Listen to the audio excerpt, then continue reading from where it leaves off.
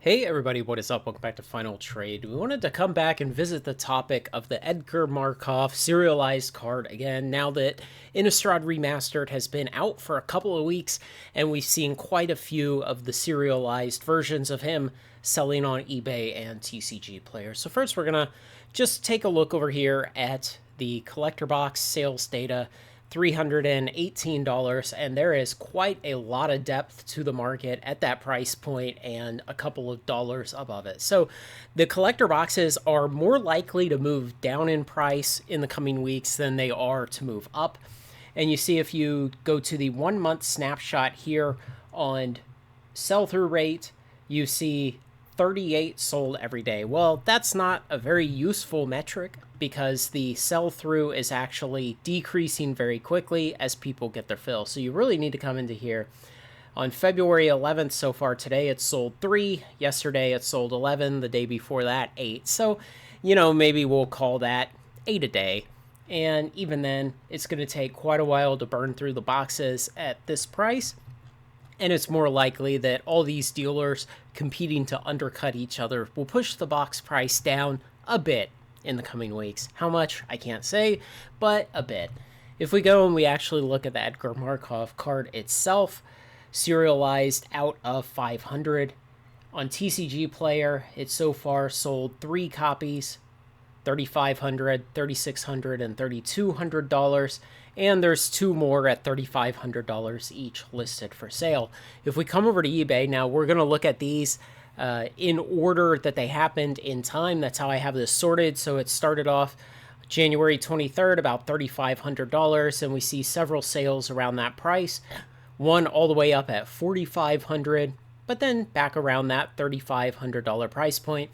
Then we're going to start seeing some auctions that close below that, and you always expect that kind of activity, that an auction will sell cheaper than a buy it now because you're really competing for the card. And a buy it now, there's no competition. You simply buy it now and it's yours. So you expect it to cost more to get that. $2,900 auction, $2,800, and then we start seeing some buy it nows, $3,000, an auction for $3,000. Even seeing the price slip all the way down here to $2,500 about a week after release. And just bouncing around in this area, 3,000, 2,700, 26, 26, 24, and most recently 25. So a lot more of these auctions recently. There were a total of 24 of this card sold on eBay so far. And if we go to the listings that are still in progress, that are still available, most of them are buy it nows between $3,000 and $4,000. A couple of auctions. One very optimistic person starting an auction at $4,500. He's going to be relisting that and holding that card for quite a while, but eventually he'll get that price. And one zero bid auction at $2,800 right now. So obviously, what we're trying to do here is think about this card and how it may drive the price of the sealed boxes that it came in the future. And if we want to look for analogs of that, of course, the Lord of the Rings Special Edition boxes are a really good analog. These had 20 different serialized movie poster cards. Wow, serialized movie posters.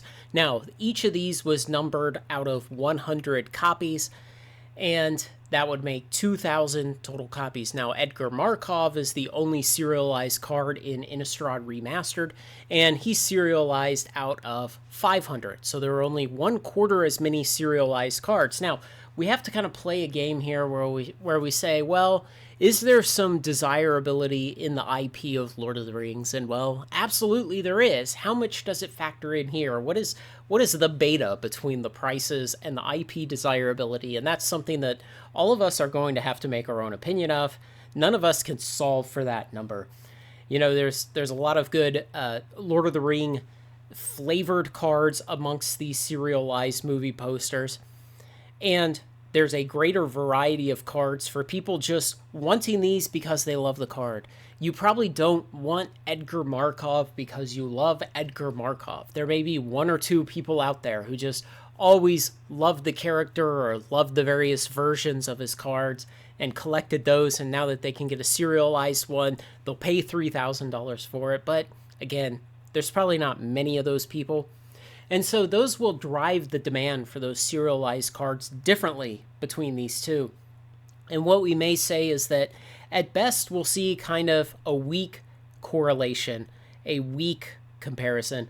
And so we can see a couple of these serialized movie posters from the Lord of the Rings Special Edition boxes available on here, $2,500, $3,000, and $4,000. And I clicked into a couple of these others, and a few of them had sales in the past. You see a market price of $1,000 here. Some of them had sales that were so old that TCG Player no longer attempts to calculate a market price off of them, which makes sense because, well, if you haven't transacted one of these cards in a long time, you're not really sure what its current value is.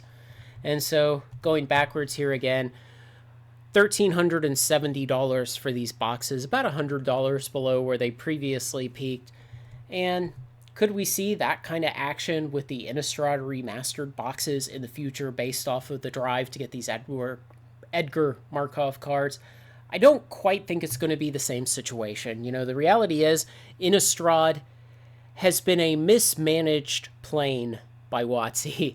Midnight Hunt and Crimson Vow were, well, they just weren't popular. They never took off. Those two sets were sleepers, snoozers, really, to say the best. And reprinting some of the most expensive cards here, yes, it kind of helps. There's a desire for that to harness that reprint equity. But overall, Innistrad is not nearly so popular as Lord of the Rings converted into a Magic product. So there's less drive from that. Edgar Markov himself, as, say, a commander card, and you would like to have a serialized commander card just to show your bling when you play with your friends at the table. There's not going to be as many opportunities for that as for people to desire the blinged out serialized versions of the Lord of the Rings movie poster cards.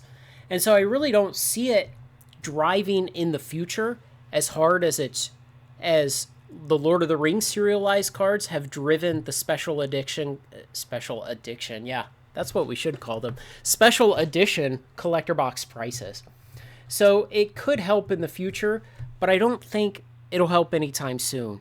You know, these Innistrad Remaster collector boxes, the supply will obviously tighten up, the price will rise, but I would expect to see this, at best, to be more like a Fallout collector box. You know, currently Fallout collector boxes are about $900, and that's kind of the tier that I would see this sitting in relative to original Lord of the Rings. It's about $750, and Lord of the Rings Special Edition at about $1,400 right now. So I don't think this is going to get up into that rarefied atmosphere of Lord of the Rings Special Edition. I think it will do pretty well, and Edgar Markov will help it. I don't really expect to see Edgar Markov serialized cards come down below $2,000. They've bounced around quite a bit, yes, in the time that they've been available, and we've seen as low as maybe this $2,400 copy here. I don't know that we've really seen much below that. Another interesting variable in all of this is how many of these cards have we seen between the ones sold on eBay, the ones currently listed, and the same on TCG Player. And all told, between those two marketplaces, we've seen 38 out of the 500 copies of this card. So about 7.5%. And I don't think that's enough to make any type of conclusions. If we had already seen 60% of the cards, of the serialized cards on the marketplaces, then we could make conclusions like, well, at least 60% of the boxes have been open. I mean, we know that. And we know at least in reality, 7.5% of these boxes have been open to yield 7.5% of the cards seen on the marketplace. But that's not enough to really draw any conclusion. There's probably lots of these serialized cards opened, sitting in people's binders. They may not know the value that the cards have, or maybe they don't care. Maybe they don't trust the marketplaces to transact them securely. Or maybe there's a lot of copies of this card sitting in card store display cases around the country.